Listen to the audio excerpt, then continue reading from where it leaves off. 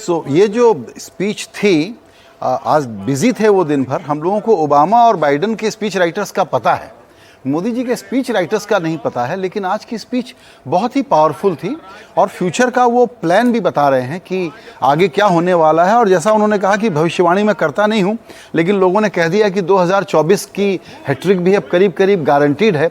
तो मोदी की guarantee is the new catchphrase. The entire focus is on performance and a serious challenge for opposition कि ये जो गरीबी की पॉलिटिक्स है, जिसको कहते हैं मनोदारिद्र्य हिंदी में, मनोदारिद्र्य की जो पॉलिटिक्स है, उसके खिलाफ पब्लिक में एक प्रकार का एवर्शन है। उसको भी मोदी जी ने बड़ी खूबी के साथ हाईलाइट किया। और कास्ट वाले पर उनका जो काउंटर अटैक है, वो फ्रेमवर्क देख लीजिए कि 4 ही जातियां हैं, युवा, गरीब, किसान, महिला, और जनजाति वाले पॉइंट को उन्होंने 5वें पॉइंट के तौर पर जोड़ा। तो अभी जब आप डेटा देखेंगे तो पाएंगे कि करीब 20-25 सीटें ऐसी हैं जो बीजेपी ने कांग्रेस से वापस ली हैं आदिवासी इलाकों की। छत्तीसगढ़, मध्य प्रदेश और राजस्थान की ये सीटें। इंटरेस्टिंग ये है कि तेलंगाना में वोट शेयर बढ़ाया है, और तेलंगाना में जिस तरीके से उन्होंने वहाँ के लोगों से बात करने की कोशिश की, you can anticipate some major plan unfolding the way Tamil Nadu is seriously on the radar of Mr. Modi, and he keeps doing things about Tamil Nadu. Telangana will be the next. So you are saying that these are catchment areas. But Sanjay sir, if we were to look at southern India, why is this new narrative which has emerged in the last 3-4 hours of southern India not really buying in the double engine narrative of the BJP? ये जो issue है north और south वाला, ये जो अभी north और south की बात आज से चली है हमारे यहाँ, ये थोड़ा हम लोगों का ओवर सिंप्लीफिकेशन है। चीज़ें इतनी आसान नहीं है। बीजेपी का आप आंध्र, तेलंगाना और कर्नाटक में वोट शेयर अगर देखेंगे तो ठीक ठाक सा है। कर्नाटक में उन्होंने बुरा नहीं किया है और लोकसभा में चीज़ें बदल सकती हैं। तमिलनाडु उनके लिए सबसे मुश्किल स्टेट रहा है। केरल में बहुत मेहनत के बावजूद बहुत मुश्किल स्टेट रहा है। ये कहीं नहीं समझना चाहिए इस विक्ट्री से हमको कि मॉडरेट से लेके जिसको आप लिबरल थॉट कहते हैं वो नहीं है।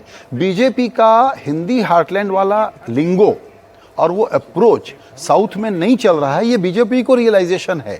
लेकिन लोकसभा चुनाव में जब कंपटीशन इस प्रकार का हो जाए, जब आपको दिखता है कि बीजेपी खुद नहीं बढ़ेगी, दूसरी कोई सरकार नहीं बन रही होगी, तो डीएमके हो या एआईडीएमके, कोई भी वापस इनके साथ आएगा ना। वो दिल्ली में जिसकी सरकार है उसके साथ रहते हैं।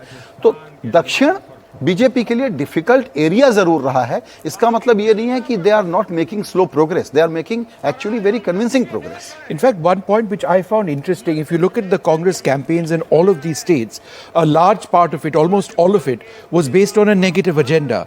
The target was Modi, the target was allegations of crony capitalism, the target was government policies, whereas this is an aspirational India. Modi just spoke about the youth as much as he spoke about women. Therefore, the opposition and specifically the Congress, would you suggest that the one area where they missed out was one tapping into the aspirations of millions of Indians by just focusing on a negative agenda? Absolutely right. Opposition and mainly Congress party has not been able to understand what people want. The aspirational language is missing out from their narrative, and always it is a language of resentment and grievance and conspiracy theory of extreme nature that has boomeranged badly. I said in the morning and I'm repeating it now, Congress party unfortunately is doing the politics of social media troll. Their so-called grand design is addressed and designed for social media trolling. There are no communication with people. They are in a jam, kind of very bad situation. Yeah.